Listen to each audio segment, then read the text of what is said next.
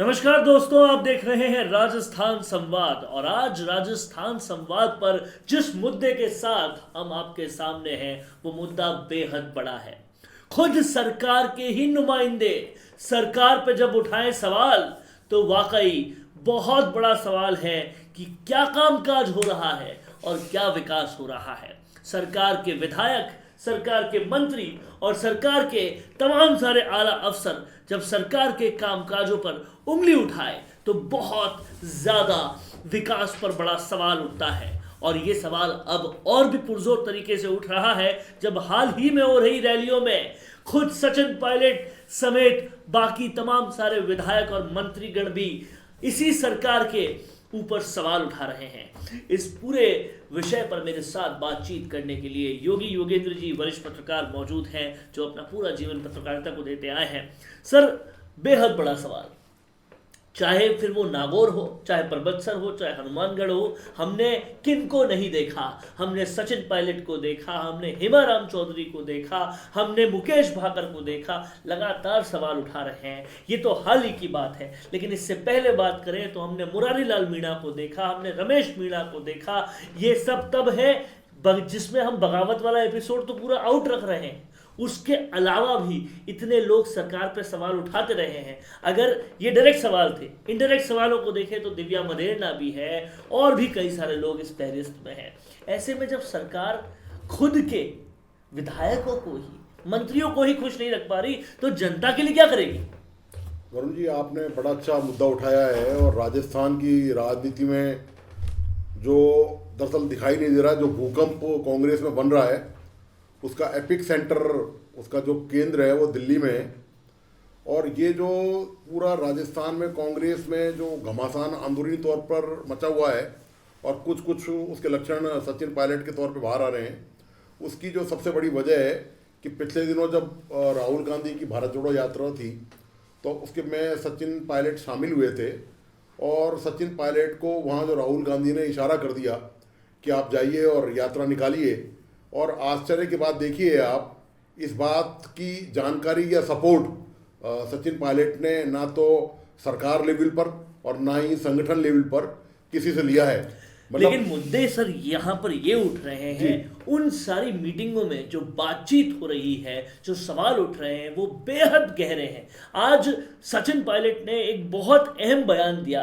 कल वो बयान सामने आया था जब उन्होंने कहा कि ये कौन सा जादू है भाई, किस पर तंज कसा जादूगर का, वो आप भी समझते हैं। उन्होंने कहा ये कौन सा जादू है भाई कि तिजोरी में बंद पेपर अपने आप निकल गया। सीधा उन्होंने मुख्यमंत्री अशोक गहलोत का नाम लिए बगैर कह दिया कि ये कौन सा जादू है कि तिजोरी में से अपने आप पेपर लीक आउट हो रहे हैं और अधिकारियों को जो है वो जो बड़े जो संरक्षण करता है उनको बचाया जा रहा है। वरुण जी, मैं आपका ध्यान इससे पहले एक दूसरे इसी मुद्दे को लेकर फोकस कहीं और करना चाहता हूँ। दरअसल ये जो सारा ड्रामा जो चल रहा है पूरे स्टेट में, जो कांग्रेस में हालत हो रही है, मतलब कांग्रेस में हालत क्या हो रही है, कांग्रेस दुर्गति की शिकार हो रही है और अपने रसातल की तरफ जा रही है कांग्रेस।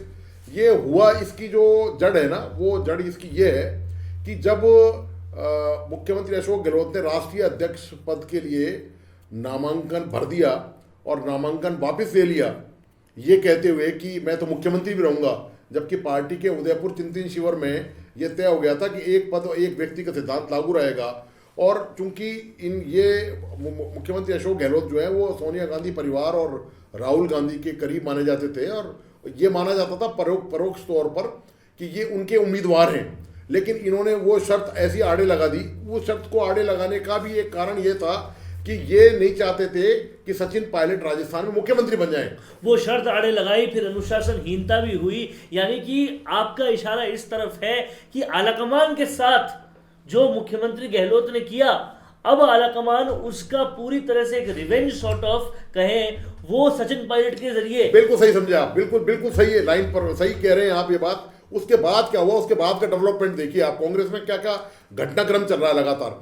उसके बाद देखिए आप, उसके बाद इन्होंने ये जब ये वहां पर गए तो इन्होंने ये ताकत दिखाने के लिए दो कैबिनेट मंत्रियों के यहाँ, आप बताइए, मुख्यमंत्री के इशारे के बगैर, मुख्यमंत्री के इन्वॉल्वमेंट के बगैर विधायकों को क्या पता कि कहां पर इकट्ठा होना है, किस कैबिनेट मंत्री के घर पे जाना है, किसके नहीं जाना है। दो कैबिनेट मंत्रियों के यहाँ इकट्ठे हुए, ये सारी कवायद इसलिए की कि सचिन पायलट को मुख्यमंत्री बनने से रोका जा सके यदि ये राष्ट्रीय अध्यक्ष बन जाते हैं। यानी आलाकमान के खिलाफत करने के लिए जो इनडायरेक्ट रुख अपनाया गया एक गुट की तरफ से, अब आलाकमान उसका जवाब भी इनडायरेक्टली ही दे रहा है। सही कह रहे हैं और ये जो जवाब है ये पूरी तरह से उस मुहावरे को यथार्थ रूप में कर रहा है कि जब घी जो है सीधी उंगली से नहीं निकले तो उंगली को टेढ़ा कर लेना चाहिए। लेकिन ये जिस रूप से टेढ़ा हो रहा है, आप देखिए मुकेश भाकर ने क्या कुछ नहीं बोला, क्या कुछ नहीं बोला हेमाराम चौधरी ने, क्या कुछ नहीं बोला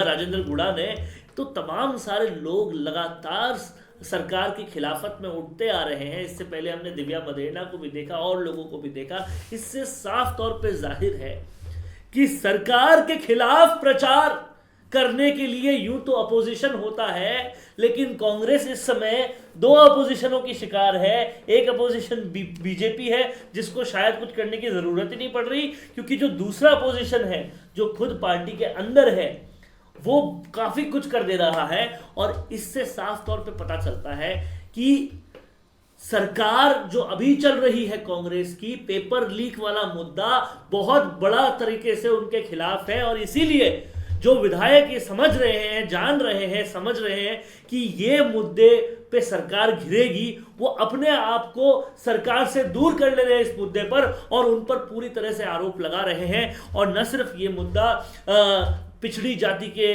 विधायकों और मंत्रियों के साथ भेदभाव का मुद्दा भी था, विकास का मुद्दा भी था। खुद प्रताप सिंह खाचरियावास को हमने देखा जो काफी करीबी बन रहे थे मुख्यमंत्री के, उन्होंने मुख्यमंत्री के ओएसडी पे भी सवाल उठाए। ऐसे कई सारे मुद्दे हैं जब सरकार के अंदर के लोग सरकार के खिलाफ चले गए। इससे तो ये लगता है कि जब इलेक्शन अभी होने में कुछ 8-9 महीने का वक्त तो बाकी है ही, अभी से अगर ऐसा शुरू हो गया तो जब 2-3 महीने का वक्त होगा तो क्या होगा, कैसा बवंडर, कैसा बवाल, कैसा घमासान होने वाला राजस्थान में। वरुण जी देखिए, जब ज्योतिरादित्य सिंधिया को चीफ मिनिस्टर मध्य प्रदेश में नहीं बनाया गया तो उन्होंने अपने समर्थकों के साथ, विधायकों के साथ कांग्रेस छोड़कर भारतीय जनता पार्टी का दामन थाम लिया। और भारतीय जनता पार्टी ने, वैसे तो भारतीय जनता पार्टी भी कोई दूध की धुरी नहीं है, लेकिन भारतीय जनता पार्टी ने कांग्रेस को ये साबित करने के लिए, देखो कि आपके लोगों को हम कितना अच्छा सम्मान देते हैं, और उन्होंने उनको केंद्र में कैबिनेट मंत्री बनाया, अभी वो उड्डयन मंत्री हैं। इसी तरह से जब पार्टी में ये दुर्गति होने लगी कि सचिन पायलट को जो पद दिया जाना चाहिए था, वो पद उप मुख्यमंत्री का पिछली बार इनको दिया लेकिन अधिकार नहीं दिए। उप मुख्यमंत्री, मैंने पहले भी कहा था संविधान डिबेट में, वो कैबिनेट मंत्री का दर्जा होता है। और डिपार्टमेंट महकमा कौन सा दिया? पीडब्ल्यूडी। पीडब्ल्यूडी का काम क्या है? सड़कें बनाना, सरकारी भवनों की मरम्मत करना। ये जो सरकारी स्तर पर जो जितने भी निर्माण के काम है वो पीडब्ल्यूडी विभाग करता है। पीडब्ल्यूडी के अलावा एक पंचायती राज भी दिया था, लेकिन उसमें भी कुछ खास काम करने नहीं दिया।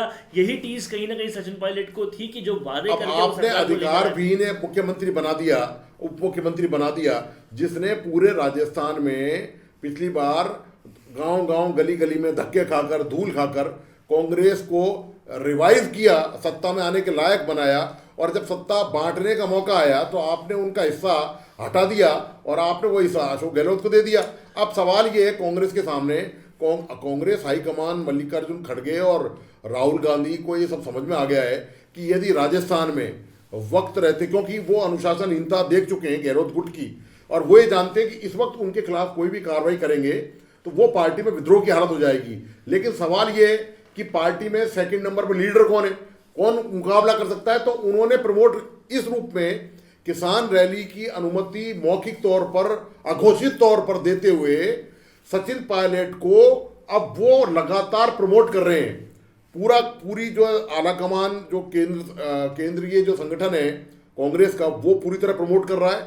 आप देखिए कि सचिन पायलट के जो बयान हैं, उनके जो तौर तरीके, जो तेवर हैं, वो बदले हुए हैं काफी दिनों से इस यात्रा के बाद। आप देखिए वो पेपर लीक प्रकरण उठा रहे हैं। तो ये बदले हुए तेवर का जो बदला हुआ संकेत है वो पूरी तरह से इसका मोबाइल टावर कहीं और है इस संकेत का, और ये आलाकमान का उंगली टेढ़ी करके घी निकालने का सिस्टम है जो साफ तौर पे दिखाई दे रहा है। और अगर ऐसा है और आला कमान समझ गई है कि इन लोगों के साथ इसी तरीके से पेश आना चाहिए, तो वाकई कहीं ना कहीं एक बड़ा स्टेप हो रहा है। लेकिन ये देखने तब मिलेगा जब कहीं ना कहीं निर्णय लेने के वक्त आला कमान सामने आएगा, कुछ ठोस निर्णय लेगा। पीछे से तो काफ़ी कुछ कर रहे हैं, लेकिन निर्णय लेते वक्त क्या करते हैं, क्योंकि कुछ ही दिनों में बजट सत्र शुरू होने वाला है और उस बजट सत्र के शुरू होने में भी अगर कोई नेतृत्व परिवर्तन नहीं हुआ, यानी कि आप पांचवा मौका भी मुख्यमंत्री गहलोत को दे देंगे, तो इससे समझ में आएगा कि आला कमान निर्णय लेते टाइम पीछे हट जाता है और पर्दे के पीछे से सब कुछ करना चाहता है। ऐसा भी ज़्यादा लंबा तौर पे नहीं चलेगा, क्योंकि राजस्थान का बच्चा बच्चा चाह रहा है कि नेतृत्व परिवर्तन हो, लेकिन अगर वो नहीं हो रहा तो कहीं ना कहीं वो अगले बार जब निर्णय लेने की कैपेसिटी में जनता आएगी तो वो जवाब भी देके जाएगी। वरुण जी, अभी आला कमान में और राहुल गांधी और प्रियंका गांधी या सोनिया गांधी की पूरी फैमिली में और मल्लिकार्जुन खड़गे जो राष्ट्रीय अध्यक्ष हैं, उनमें अभी वो वेट एंड वॉच की नीति अपना रहे हैं। वो सिर्फ ये देख रहे हैं कि राजस्थान में जो किसान रैली सचिन पायलट ने की है, इसका प्रभाव क्या है, इसका रेस्पॉन्स क्या आता है, इसकी क्या प्रतिक्रिया है, वो आपने देख ही दिया। आपने अपने वीडियो में और अपने डिबेट में जो दिखाए हैं, जो 3-4 दिन से आपके लगातार चल रहे हैं, उसमें आपने दिखाई दिया है कि कैसे ह्यूज बड़ी भारी संख्या में वो पूरी सड़कें लास्ट तक भरी हुई हैं, पूरे ग्राउंड भरे हुए हैं। वो ये प्रतिक्रिया को नोट कर रहे हैं और वो अभी जल्दबाजी में अशोक गहलोत के खिलाफ कोई कदम नहीं उठाना चाहते। उससे पार्टी सीधे सीधे विद्रोह की तरफ चली जाएगी। और मैं आपको एक बात आज बता रहा हूँ, आप अपने रिकॉर्डिंग में ये बात शामिल कर लें, और मैं आपको ये बात कह रहा हूँ कि अभी जो आला कमान ने चूंकि पहले जो गलतियां की हैं और जिस तरह से अब लास्ट टाइम में सचिन पायलट को प्रमोट कर रहे हैं, ये पार्टी सत्ता राजस्थान में कांग्रेस के विभाजन की तरफ जा रही है। आप ये मान के चलिए कि अशोक मुख्यमंत्री रहते हुए अशोक गहलोत जब अनुशासनहीनता कर गए और उनके खिलाफ वही मल्लिकार्जुन खड़गे जो राष्ट्रीय अध्यक्ष हैं वो यह जांच करने आए, अजय माकन यह जांच करने आए, उनके खिलाफ वो निर्णय आज भी पेंडिंग है। पार्टी हाईकमान की इतनी हिम्मत नहीं हुई कि वो उस पर निर्णय कर सके। वो 2 कैबिनेट मंत्री उनके खिलाफ भी कुछ नहीं कर सके, वो जो विधायक हैं उनके खिलाफ भी वो कुछ नहीं कर सके जो वहां शामिल हुए थे। सवाल इस बात का ये है कि अभी पार्टी आला कमान ये सब देख रहे हैं, क्योंकि आला कमान को डर है कि कहीं राजस्थान में ऐसा नहीं हो। और जो मुझे लग रहा है कि निश्चित तौर पर राजस्थान में कांग्रेस कहीं ना कहीं उसी दिशा में आगे बढ़ रही है, क्योंकि ये इन्होंने गलत वक्त में निर्णय लिया है। यही निर्णय इनको 1-2 साल पहले जब सचिन पायलट को उप मुख्यमंत्री बनाया गया था, उस समय ही पूरी पावर दी जानी चाहिए थी। बाकायदा अच्छे home department, finance department, medical health ऐसे डिपार्टमेंट दिए जाते ताकि वो कांग्रेस का और कार्यकर्ताओं का अपने में जनाधार मजबूत करते।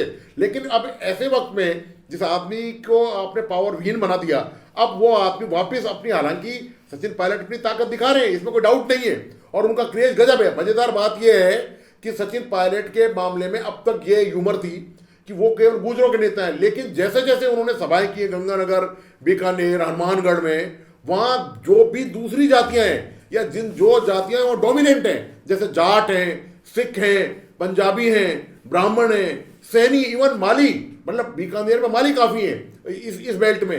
वो जो अशोक गहलोत के समर्थक माने जाते थे माली वोटर, वो तक वहां आपको बड़ी तादाद में, लाखों हजारों की संख्या में जो भीड़ नजर आ रही है, वो इन सारे वोटर्स की जातियों के वोटर्स हैं। यानी कि आपका कहने का मतलब है कि बिना पद के भी सचिन पायलट का कर्ज निश्चित जो तौर है पर वो बेहद बड़ा सचिन हो रहा है। पायलट का करिश्मा कांग्रेस ने सचिन पायलट को, मेरा मानना यह है कि अंडर एस्टिमेट किया, उनको ढंग से पहचाना नहीं। वो पूरी पार्टी के वफादार नेता रहे हैं। अब इसमें एक चीज बड़ी जोरदार होने वाली है, अब समय आ गया है ये देखने का कि जिस मुख्यमंत्री अशोक गहलोत ने सचिन पायलट को पिछले दिनों गद्दार कहा था, अब देखना यह है कि पार्टी में जो रिफ्ट होती है, पार्टी में जो विद्रोह होगा, वो करेगा कौन। निश्चित तौर पर साफ तौर पर जाहिर लग रहा है कि अशोक गहलोत गुट अब जो है वो चुप नहीं बैठेगा। तो क्या मैं ये जानना चाहता हूं कि क्या अशोक गहलोत को अब गद्दार कहा जाएगा यदि अशोक गहलोत पार्टी के खिलाफ कोई निर्णय लेते हैं, जैसा उन्होंने पिछले दिनों जो कैबिनेट मंत्री किया लिया, वो गद्दारी नहीं, वो क्या गद्दारी की भाषा परिभाषा में नहीं आता।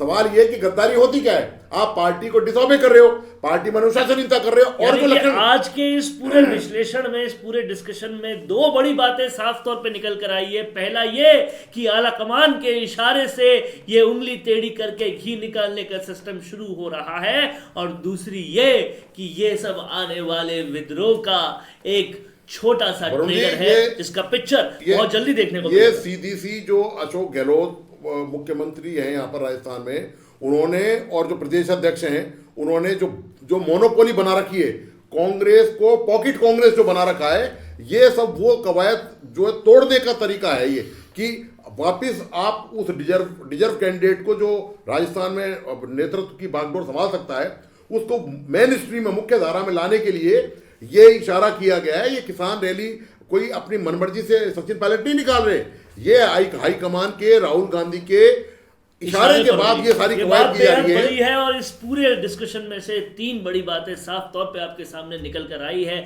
जो साफ तौर पे बताती है कि आने वाला वक्त बड़े बवंडर और बड़े भूकंप के साथ आने वाला है। ये बवंडर राजनीतिक होने वाला है, ये भूकंप राजनीतिक होने वाला है। सर, आप हमारे साथ जुड़े इसके लिए बहुत बहुत शुक्रिया।